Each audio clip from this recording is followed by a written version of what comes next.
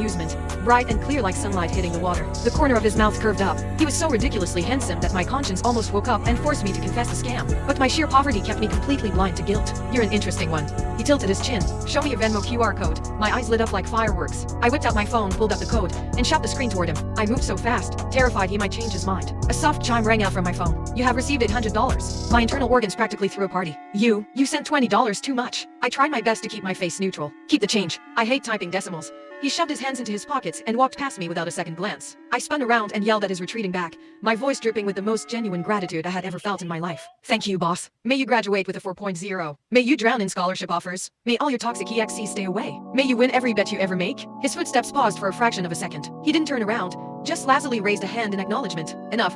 He left me with the view of a very cool, very generous back. I stood there clutching my phone, almost crying tears of joy. Looking at my bank balance, which now perfectly covered my tuition with a few bucks to spare, I let out a long, heavy sigh of relief. But that peace only lasted about 12 hours. A text from my mom completely shattered my reality. She transferred me $40. Attached was a message. Be careful with your spending this month. Your sister needs a new laptop for school, so money is a bit tight. I stared at the $40 in total silence. Last month she gave me $400. This month, it was slashed to 10%. How was I supposed to survive a whole month on $40? The wicked ideas started bubbling up again. I had already done it once. What was stopping me from doing it again? Dying of embarrassment was temporary. Dying of starvation was permanent. This time, I was going to be way more prepared. I stayed up for 3 hours reading a thread called 10,000 Lines to Melt a Guy's Heart. I filled half a notebook with cheesy romantic lines and memorized them until I could recite them backward. The next day after class, I clutched my textbook and sprinted toward the law building, terrified I'd miss him. But the second I actually saw him, my brain turned to absolute mush. I spotted him standing outside the building talking to his buddy. I quickly smoothed down my shirt, took a deep breath, and marched over. I shoved a cheap, goofy capybara plush keychain right into his face and opened my mouth. Weston,